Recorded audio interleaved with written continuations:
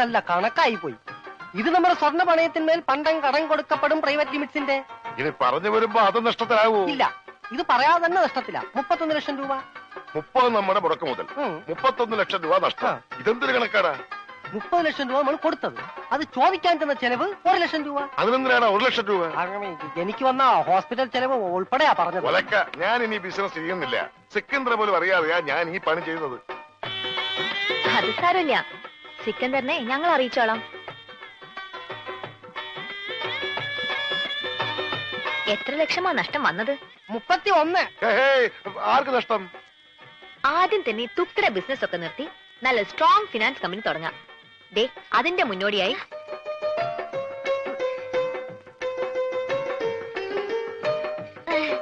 അത് കൊള്ളാം. ആദ്യ ബിസിനസ് അവള് തന്നെ ഇനോഗ്രേറ്റ് ചെയ്യാമെന്ന്. കൊള്ളാം. സിക്കന്ദറിൽ നിന്നും രക്ഷപ്പെടുകയും ചെയ്യാം.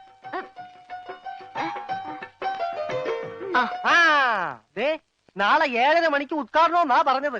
പോടോ, നാളെ 7.5 ലക്ഷം രൂപ അവൾക്ക് കൊടുക്കണം. കസ്റ്റമർക്ക് അവള് കൊടുത്തോളും.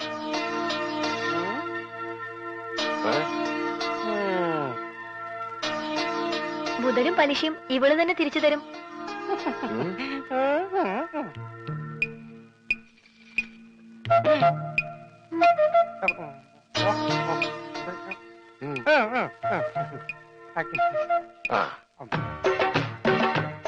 കൊള്ളാം. എനിക്ക് ഇത്രയും ഭംഗിയുണ്ടെന്ന് ഇന്നാണ് മനസ്സിലായത്. നിങ്ങൾക്ക് എന്ത് തോന്നുന്നു? അയ്യടാ, നിന്റെ ഭംഗി ആസ്വദിക്കാനല്ല വിളിച്ചത്. നീ ആ കണ്ണാടിന്റെ മുന്നിൽ നിന്ന് മാറി നിന്നേ.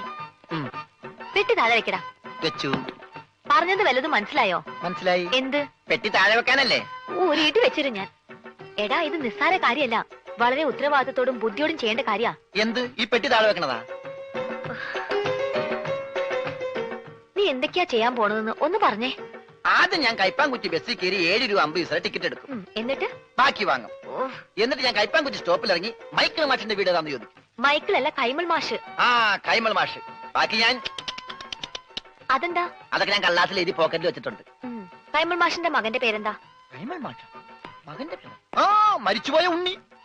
മരിച്ചു പോയിന്ന് എടുത്തു പറയണ്ട, ഉണ്ണീന്ന് പറഞ്ഞാ മതി. മതി. അപ്പൊ നീ ആരാ? രമണൻ. സോറി, മരിച്ചുപോയ ഉണ്ണിയുടെ ക്ലോസ് ആയ ഫ്രണ്ട്. Close friend? ആ, അത് തന്നെ. അല്ല, ഒരു സംശയം ചോദിച്ചോട്ടെ, ആരായി ഉണ്ണി? ഈ ഉണ്ണിയെ കണ്ട എങ്ങനെ ഇരിക്കും? അല്ല, പോണ വഴിക്കെങ്ങാനും കണ്ടുകഴിഞ്ഞാ പിന്നെ അവിടം വരെ പോവാതെ അഡ്ജസ്റ്റ് ചെയ്തിട്ട്. ഓ, നിനക്കൊന്ന് പോവാൻ പറ്റുമോ? അല്ല, വേറൊരു സംശയം. ഞാൻ തന്നെ പോണോ? ഞാൻ തന്നെ പോവല്ലേ? ഞാൻ തന്നെ പോവാം. എടാ പെട്ടി. ഓ, ഈ പെട്ടിക്ക് ഭയങ്കര മറവിയാ. എവിടെയെങ്കിലും വെച്ച് അവിടെ ഇരിക്കും. ഞാൻ തന്നെ പോകാം. നിർത്ത്. ഇത് കൈമൾ മാഷിന്റെ വീടല്ലേ? ആ, എനിക്കെങ്ങനെ അറിയാം? എങ്കിൽ എനിക്കറിയാം. ഇത് തന്നെയായിരിക്കും കൈമൾ മാഷിന്റെ വീട്. വെറുതെ തെറ്റിക്കല്ലേ? മാറേ, സൈഡ് തന്നെ, ഒരാൾക്കുള്ളൊരു വഴി തന്നെ, പ്ലീസ്. ഹലോ, ഒന്ന് നീങ്ങിയേ. ഇത് മരിച്ചുപോയ ഉണ്ണിയുടെ വീടല്ലേ? അതെ. ബൈ, നിങ്ങൾ ആരായിട്ട് വരും? ഉണ്ണിയുടെ അച്ഛൻ മിസ്റ്റർ കൈമൾ മാഷ്. എന്താ കാര്യം? ഈ വീടെന്താ ഡോൾബി സിസ്റ്റമാണോ? എന്താ? ഇതാണ് കൈമൾ മാഷ് അല്ലേ? എന്താ തന്റെ ആവശ്യം? ഞാൻ യൂണിവേഴ്സൽ ആൻഡ് യൂണിവേഴ്സൽ കമ്പനിയുടെ മുതലാളി പറഞ്ഞിട്ട് വന്നാണ്. അതായത് മരിച്ചുപോയ ഉണ്ണിയുടെ പാർട്ട്ണർ. പണമാണോ പ്രശ്നം? അതെ, അത് തന്നെയാണ് പ്രശ്നം. എങ്കിൽ ഈ ആൾക്കൂട്ടത്തിന് മുമ്പിലെ താൻ കൂടെ കയറി നിന്നു. വീട് കത്തിക്കാൻ നിൽക്കുന്നവരവരല്ല. വീട് കത്തിക്കാനോ? അതെ, താൻ കൂടെ കുടിക്കോ. എന്നിട്ട് എല്ലാരും കൂടെ ചേർന്ന് ഞങ്ങളെ കൂടെ ചുട്ടരിക്ക്. അതോടെ നിങ്ങളുടെ കടബാധ്യത തീരുമെങ്കിൽ ഒന്നടങ്കം തീരട്ടെ. ഉള്ള കാര്യം പറയാമല്ലോ, എന്റെ നീ ഒരു 10 പൈസ കൂടെ എടുക്കാനില്ല. ആത്മഹത്യ ചെയ്യാനുള്ള തന്റെ ഇടവും ഞങ്ങൾക്കില്ല. കത്തിച്ചു, ഞങ്ങൾക്കും അതൊരു പരിഹാരമാകും. ഇങ്ങോട്ടാണടാ രാവിലെ പെട്ടി നോക്കി വന്നിരിക്കുന്നു പണം വാങ്ങിക്കാൻ. എടാ, നിന്നെ പോലെ തന്നെ പണം വാങ്ങാൻ വന്നവരാണ് ഞങ്ങളും. അയ്യോ, ഞാൻ പണം വാങ്ങാൻ വന്നതല്ല, കൊടുക്കാൻ വന്നതാ. ഈ പെട്ടി ഉൾപ്പെടെ. എന്താ പറഞ്ഞേ? പണം കൊടുക്കാൻ വന്നതാണെന്ന്. ആർക്ക്? കൈമൾ മാഷിന്. ഞാൻ മലയാളത്തിലല്ലേ ആദ്യം നിങ്ങളോട് പറഞ്ഞത്? യൂണിവേഴ്സൽ കമ്പനി പൊട്ടിപ്പൊളിഞ്ഞ് പാലിഷ് ആയെങ്കിലും ഇപ്പൊ അത് ലാഭത്തിലാണ്. ആ കമ്പനിയുടെ ലാഭവിഹിതമാണ് ഈ പെട്ടിയില്. അന്നാ തുറക്കടാ പട്ടി ഈ പെട്ടി.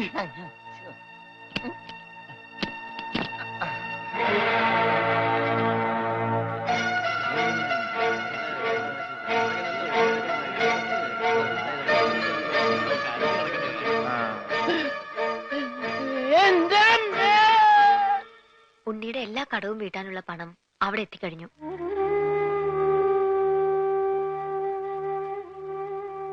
ഒരു കുടുംബത്തിന്റെ മുഴുവൻ ജീവനും മാനവും രക്ഷിച്ചത് എല്ലാവരുടെയും പ്രാർത്ഥന ഉണ്ടാവും.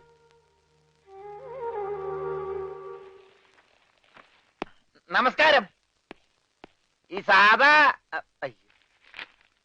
സദാശിവൻ കൈമളുടെ വീടല്ലേ? എന്താ? ആ സദാശിവൻ കൈമൾ ഒന്ന് കണ്ടേച്ചു പോകാന്ന് കരുതി. ആള് ഞാനാ.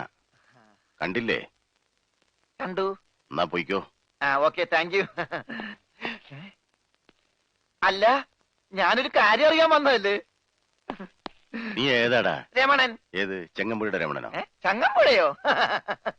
എന്റെ വീട് കോന്നിപ്പുഴ അടുത്തല്ലേ? ആ, ഞാൻ ക്ലോസ് ആയപ്പോ ഉണ്ണിയുടെ മരിച്ച ഫ്രണ്ടാ. മരിച്ച ഉണ്ണിയുടെ ക്ലോസ് ആയ ഫ്രണ്ടാ. നിനക്ക് വല്ല അസുഖമുണ്ടോ? ഞങ്ങള് ഫ്രണ്ടുക്കളാ. ആട്ടെ, നിനക്കിപ്പോ എന്താ അറിയേണ്ടത്? ആ, ഇവിടെ ഒരു പെങ്കൊച്ചുണ്ടായിരുന്നല്ലോ, ഉണ്ണിയുടെ മുറപ്പെണ്ണ്, മിസ്റ്റർ സുജാത. ആ എരണം കെട്ടവളുടെ പേര് ഇവിടെ മിണ്ടരുത്. ശരി, പേര് പറയുന്നില്ല. ആ കുട്ടി ഒന്ന് കാണാൻ പറ്റും? അവളിവിടെ ഇല്ല. അവള് ഭർത്താവിന്റെ വീട്ടിലാ. ഭർത്താവാണ് പോലും. ഭർത്താവ്.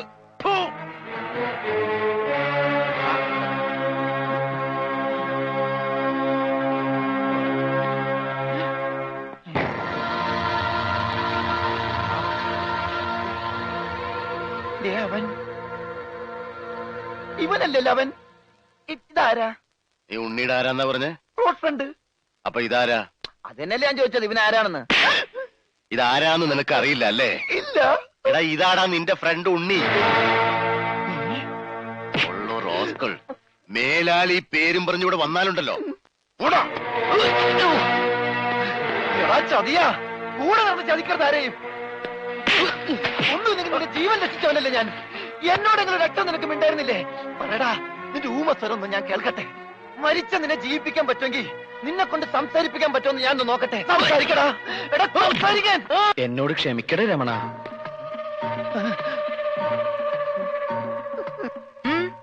എന്താ ഇവിടെ? കണ്ടുപിടിച്ചു. എന്റെ ബുദ്ധി ഉപയോഗിച്ച് ഞാൻ എല്ലാം കണ്ടുപിടിച്ചു. ഇവൻ മിണ്ടി. ആ, അതൊക്കെ അവിടെ നിൽക്കട്ടെ. എന്താ, ഇനിയും ബുദ്ധി ഉപയോഗിച്ച് വല്ലതും കണ്ടുപിടിക്കാനുണ്ടോ? ഉണ്ട്. ബുദ്ധിയുടെ കൂടെ കുറച്ച് സോപ്പ് ഉപയോഗിച്ചോ. തുണി എടുത്തിട്ടിട്ടുണ്ട്, അലക്കിക്കോ. എല്ലാം ഞാൻ അലക്കും. ഭർത്താവാണ് പോലും ഫൂ എന്നും പറഞ്ഞൊരു തുപ്പും തുപ്പി. ഏതായാലും അമ്മാവനും അവളുടെ ഭർത്താവും തമ്മിൽ തീരെ യോജിപ്പിലല്ല. അല്ലെങ്കിലും അമ്മാവന് ആരുമായി അങ്ങനെ പൊരുത്തപ്പെട്ട് പോവില്ല. എന്തായാലും അത് കഴിഞ്ഞല്ലോ. അവളുടെ വിവാഹം നടക്കണമെന്ന് ഞാൻ പ്രാർത്ഥിക്കാത്ത ദിവസങ്ങളില്ല. പാവം കുട്ടിയവള്. എവിടെയായിരുന്നാലും സന്തോഷമായിട്ട് കഴിഞ്ഞാൽ മതിയായിരുന്നു. അവളുടെ ഭർത്താവിന്റെ ഫോട്ടോ വല്ലതും നീ കണ്ടോ? ഫോട്ടോ? ഒരു ഫോട്ടോ കണ്ടതിന്റെ വേദന ഇതുവരെ മാറിയിട്ടില്ല. നീ എന്നോട് മിണ്ടണ്ട, നമ്മ തമ്മിൽ ശരിയാവൂല.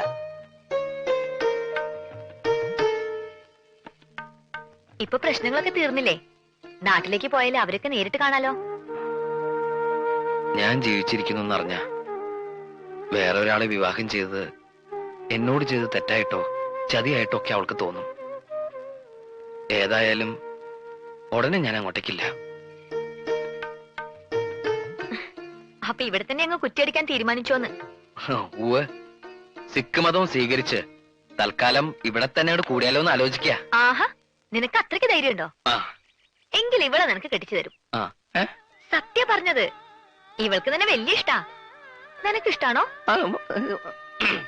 അല്ല, അത് ഞാനീ ഇഷ്ടാണോ അല്ലേന്ന് പറ. ഇഷ്ടാണോ? ഇഷ്ടല്ലേ? അങ്ങനെ ഇഷ്ടക്കുറവൊന്നുമില്ല. അയ്യടാ, അപ്പൊ കുട്ടിത്തേവാങ്ങിന്റെ മനസ്സിലിരിപ്പ് ചെറുതൊന്നുമല്ല. ഞാൻ നിങ്ങൾ പറഞ്ഞൊരു തമാശക്ക് കോമഡി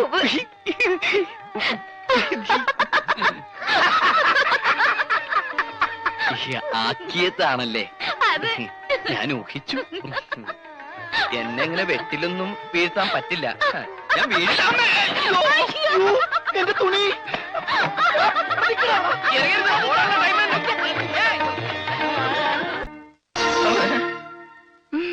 ഏയ്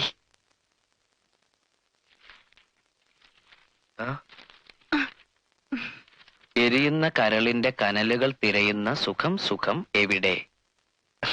കൊള്ളാലോ. ഇതാരെ കുറിച്ചാ? എന്നെ കുറിച്ചോ? നിങ്ങൾക്കൊരു കവിത എഴുതാനെങ്കിലും എന്നെ കൊണ്ട് പ്രയോജനം ഉണ്ടായല്ലോ. എന്താ ഇപ്പൊ ഇങ്ങനെ ഒരു അഭ്യാസം?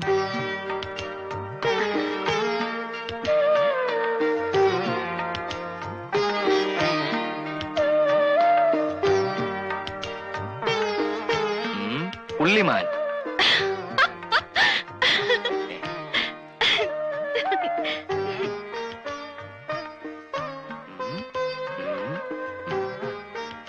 ഇനി കൊരങ്ങായിരിക്കൂ, എന്നെ കൊരങ്ങെന്ന് വിളിക്കൂ. ഏയ്,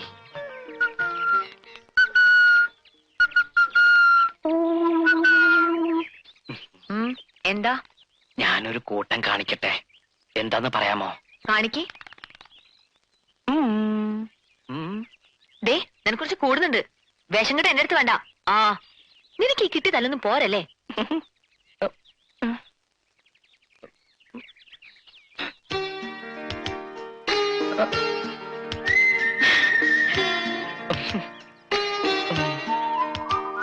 ഇതെന്ത് പണ്ടാറാണാവോ?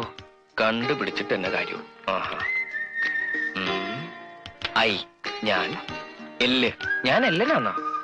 അയ്യേ യു, എന്റെ എല്ല് ഊരുന്ന. അതാവില്ലല്ലോ. ഐ എൽ യു, ഇലു. ഇലു ഇലു ക്യാ ഹേ? ഐ ലവ്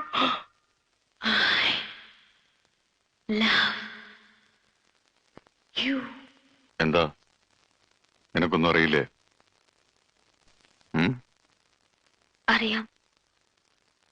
അവൾക്ക് അങ്ങനെ പ്രത്യേകിച്ചൊരു ഇഷ്ടമുണ്ട്. പക്ഷേ അവൾ അതിര് വിട്ടിട്ടൊന്നും.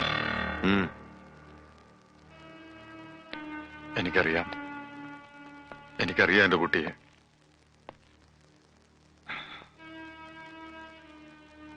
അവൻ ഗംഗാധരന്റെ ആരാന്നാ പറഞ്ഞത്?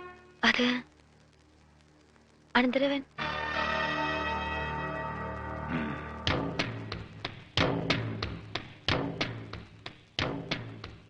തന്റെ അനന്തരവൻ എത്ര കാലമായിട്ട് തന്റെ കൂടെ ഉണ്ട്? ഒരു 30 വർഷമായിട്ട് എന്റെ കൂടെ ഉണ്ട്. അപ്പോ അവൻ എത്ര വയസ്സായി?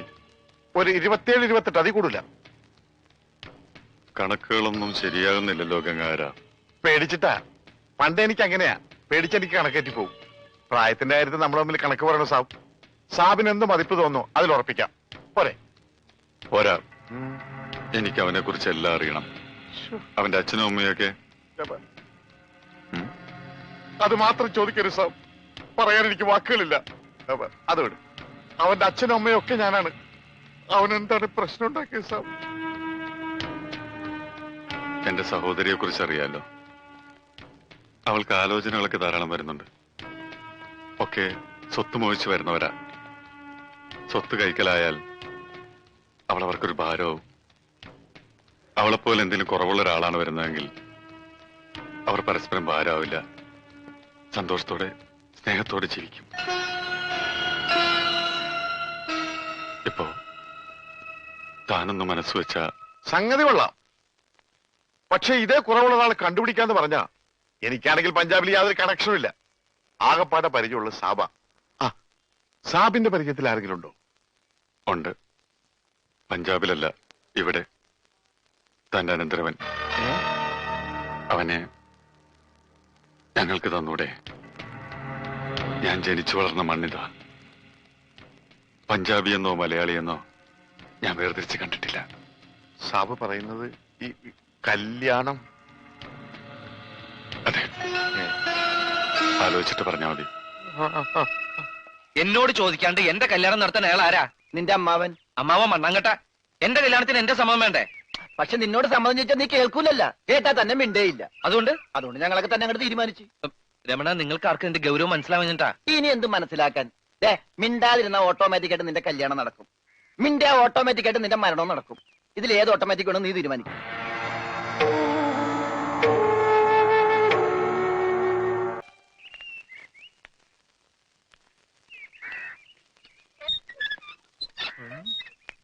എന്താടാ? സലാം വെക്കടാ. പഴയ ഗംഗാധരനല്ല, ബന്ധുക്കാരനാ. സലാം സാബ്. മുതലാളി. മുതലാളി, മുതലാളി, നിക്ക്, നിക്ക്, നിക്ക്. മാറി നിൽക്കടാ, പൊതി തുടരുത്. മുതലാളി, അകത്തേക്ക് കയറല്ലേ, പുറത്തേക്ക് വെക്കൂ. എടാ, അകത്തേക്ക് വെച്ച കാല് ഗംഗാധരൻ പുറത്തേക്ക് എടുക്കൂല. പിന്നെ പുറത്തേക്ക് വെക്കാൻ കാലുണ്ടാവില്ല. മാറി നിൽക്കടാ. ഞാൻ എന്റെ ബന്ധുക്കാരെയും മോനെയും കാണാൻ പോയി. മോനാ? തെറ്റിപ്പോയി, തെറ്റിപ്പോയി. അനന്തരവൻ, അനന്തരവൻ. അത് ഇന്നലെ വരെ. ഇന്ന് ഞാൻ അവനെ ദത്തെടുത്ത് സ്വന്തം മോനാക്കും. ആരും ഇന്ന് ദത്തെടുക്കും? അവന്റെ അമ്മാവനായ എന്റെ കയ്യിൽ നിന്ന് ഞാൻ തന്നെ ദത്തെടുത്ത് അവന്റെ അച്ഛനാവും. എന്റെ ഈശ്വര, മുതലാളി ഞാൻ പറയണമെന്ന് കേൾക്ക്, ഇപ്പൊ അകത്തേക്ക് പോകും. പറയാൻ നീ ആരടാ? അവൻ മിണ്ടി. ആര് മിണ്ടി? കൂർക്കേ? അച്ഛനാ? ഇവിടെ ഒരു ഗൂർക്കെ കയറി അച്ഛാന്ന് വിളിക്കാൻ നാണമുണ്ടോ തെണ്ടി? മുമ്പിന്ന് എന്തൊക്കെയാണ് ഈ കൊണ്ടുവന്നിരിക്കുന്നതെന്ന് അറിയാമോ? അച്ചപ്പം, കുഴലപ്പം, ഇടിയപ്പം ഇല്ലേ? കൊണ്ടുവരാം. വേണ്ട, തന്നു വിടാം. താങ്ക്സ്. അതിനു മുമ്പ് അവനെ കാണണ്ടേ? അനന്തരവനെ. മോനെ, എന്താടാ സുഖം തന്നെയല്ലേ? ഇവൻ നിന്റെ ആരാധന പറഞ്ഞേ? അവൻ അങ്ങനെ പറഞ്ഞ മനസ്സിലാവില്ല. ആംഗ്യ ഭാഷ കാണിക്കണം. ഞാൻ കാണിച്ച മോനെ അമ്മാവൻ. അം അം അം മാവു മാവു മാവു വൻ വൻ അമ്മാവൻ. മനസ്സിലായില്ലേ? മനസ്സിലായി. അമ്മാവൻ എന്നല്ലേ? കറക്റ്റ്.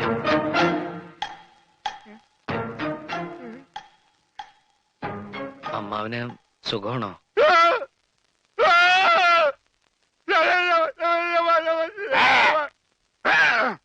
അവൻ സംസാരിച്ചു സാബ്. അവൻ ആദ്യമായിട്ട് സംസാരിച്ചു സാബ്. എന്റെ അനന്തരം സംസാരിച്ചു. ഞാൻ ആദ്യമായിട്ട് ഒന്നുകൂടി സംസാരിച്ചേ. ആദ്യമായിട്ടല്ല, ഞാൻ പണ്ട് മുതലേ സംസാരിക്കും. എനിക്ക് ചെവിയും കേൾക്കാം. ഇല്ല, ഞാൻ വിശ്വസിക്കില്ല. നീ ഊമയാണ് സാബ്. അമ്മച്ചിയാണ് ഇവന് ഊമയാണ്. ഇവൻ ബദറിനാണ്, മൂങ്ങനാണ്. നമ്മളെ പറ്റിക്കാൻ വേണ്ടി ഇവൻ സംസാരിക്കുന്ന പോലെ ആക്ട് ചെയ്യുന്നു സാബ്. എടാ, ആക്ട് ചെയ്യണ സത്യം പറയണോ? നീ ഊമയല്ലേ? അല്ല, സത്യമല്ലേ ഇവർക്കറിയാം. മുതലാളിക്ക് എന്നെ കടലിൽ നിന്ന് കിട്ടിയതെന്ന് ഞാൻ ഇവരോട് പറഞ്ഞു.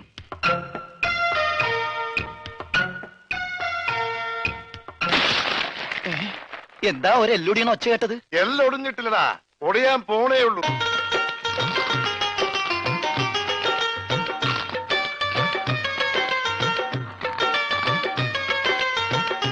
ഇനി സിക്കന്ദർ തീരുമാനിക്കട്ടെ ഇവൻ എന്താ ചെയ്യേണ്ടത്. ദേവൻ, എന്നെ ഒന്നും ചെയ്യരുത്. ഇവൻ സംസാരിക്കാൻ കഴിയുന്ന ഊമയാണെന്ന് എനിക്ക് സത്യമായിട്ടും അറിയില്ലായിരുന്നു. ഇവൻ എങ്ങനാ തന്റെ അനന്തരവനായത്? അതിപ്പോ എല്ലാ ഇന്ത്യക്കാരും എന്റെ സഹോദരി സഹോദരന്മാരാണല്ലോ. അതിലേതെങ്കിലും ഒരു സഹോദരിയുടെ മകനായിരിക്കുമല്ലോ ഇവൻ. ആ വകയില് ഇവൻ എന്റെ അനന്തരവനാവൂലേ? ഇന്ത്യയിൽ എങ്ങനെയാണ്, പഞ്ചാബിൽ എങ്ങനെയാന്ന് എനിക്കറിയില്ല. ഏതായാലും നീയാണ് ഇവനെ ഞങ്ങൾക്ക് തന്നത്. അതുകൊണ്ട് നീ വാങ്ങിയ പണം ഇനി തിരിച്ചു തരണ്ട. അപ്പൊ പലിശ? അതും വേണ്ട.